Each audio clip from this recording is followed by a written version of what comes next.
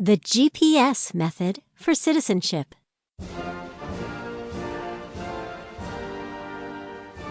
Do you find it difficult to remember the answers to the civics questions?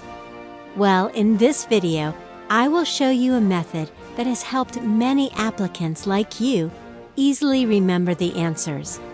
I call this method the GPS method for citizenship. With this method, you study questions that are related to one another. By doing so, your brain makes connections between these questions, and this helps you understand and memorize the answers for a long time. This is different from studying questions at random because you have a clear starting point, and along the way you are guided by the relations between the questions. At the end of this lesson, I will ask you one question, and you should be able to give the correct answer because you followed the method. Okay, let's start. You are watching this video because you are preparing for your U.S. citizenship test. When you become a U.S. citizen, you have certain rights and responsibilities. For example, you will be able to vote in a federal election. This is an answer to question 49 about U.S. citizens' responsibilities. To vote in a federal election is also an answer to question number 50. You see that voting in a federal election is a right and a responsibility only for citizens. When you study for the civics test, you don't have to memorize each question's number. The reason I'm writing down the numbers in this lesson is to help you easily find the question on the USCIS official list of civics questions. Click on the link in the description box below this video for a complete list of all the questions we will mention in this video. Okay, I was saying that to vote in a federal election is a right and a responsibility for every U.S. citizen. But what's a federal election?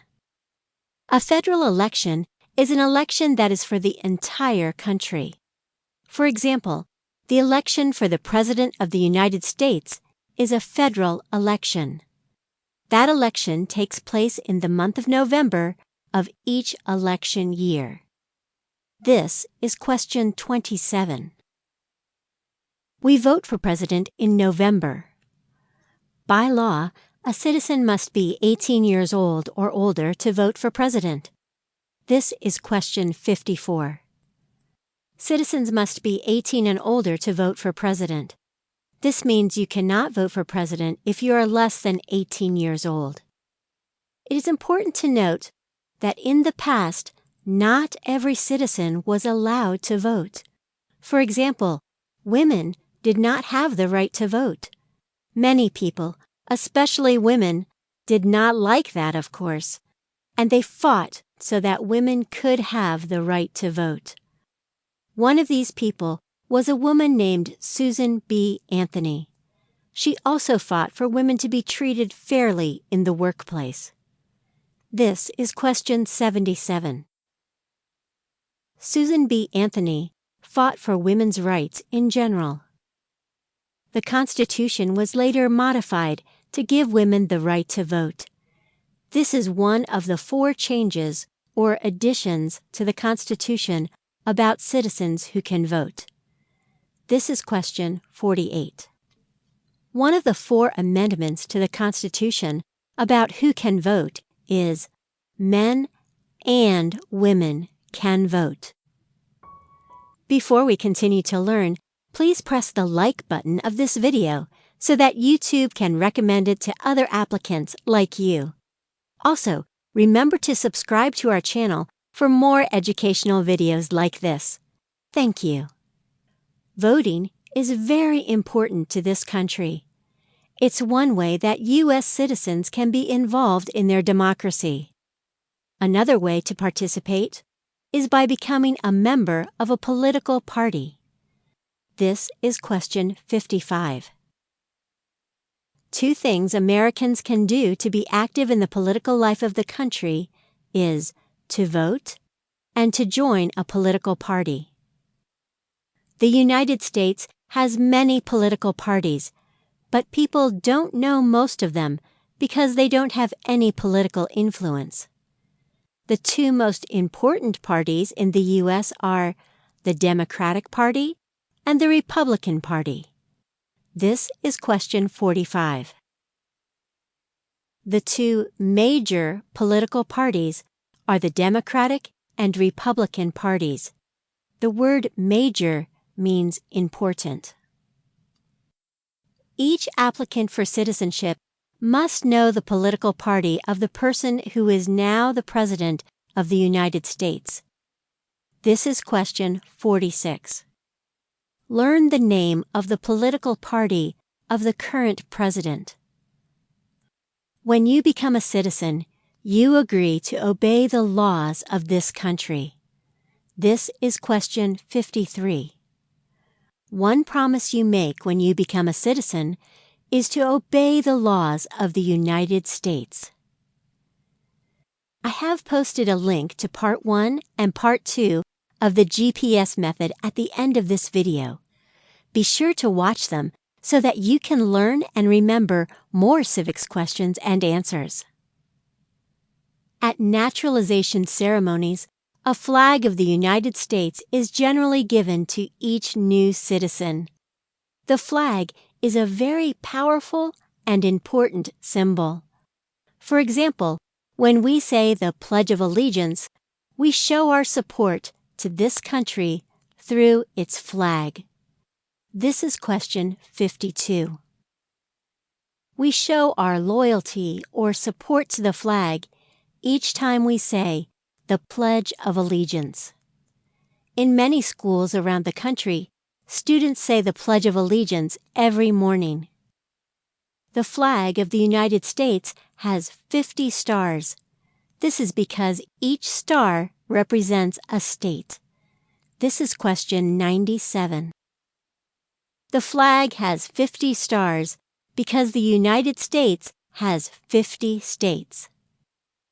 On the flag, there are lines that are red and white in color. These lines are called stripes. There are a total of 13 stripes on the flag. Each stripe represents each original state. When the United States started out as a country, it only had 13 states. These states are called original states or original colonies. This is question 96. The flag has 13 stripes because there were 13 original colonies. The states of North Carolina, South Carolina, and Georgia are among the 13 original states. This is question 64. 3 of the 13 original states are North Carolina, South Carolina, and Georgia. You will notice that all the 13 original states are located on the east coast of the United States. When you are looking at a map, the east coast is on your right-hand side. The ocean that is located on the east coast is called the Atlantic Ocean. This is question 90. The Atlantic Ocean is on the east coast of the United States. On the other hand, the ocean that is located on the west coast is called the Pacific Ocean. This is question 89. The Pacific Ocean is on the west coast of the United States. To avoid any confusion between the Atlantic and the Pacific Oceans, one tip I use is that I know the city of Atlanta is located in the state of Georgia, which is on the east coast. So Atlanta is closer to the Atlantic Ocean than it is to the Pacific Ocean. Feel free to use this tip to remember the oceans. When the Europeans arrived on the East Coast, they met the Native Americans. Native Americans lived in this country first, before the Europeans settled here. This is question 59. Native Americans lived in America before the Europeans arrived. Native Americans are also called American Indians. There are several American Indian tribes in the United States. One of these tribes is called Apache. This is question 87. Apache is an American Indian tribe in the United States. A few minutes ago, we learned that this country began with only 13 states. Later, the United States expanded their territory by getting more land. For example, in 1803, the U.S. bought from France a very large piece of land called the Louisiana Territory. This is question 71. France sold the Louisiana Territory to the United States in 1803. The Louisiana Territory was located west of the Mississippi River. The Mississippi River is one of America's longest rivers. This is question 88. The Mississippi River is one of the 2 longest rivers in the United States. Today, the United States has 50 states. Canada is located to the north. Many U.S. states are on the border with Canada. One of these states is New York. This is question 92. One state that shares a border with Canada is New York. The country that is located to the south of the United States is Mexico. There are 4 U.S. states that have a border with Mexico.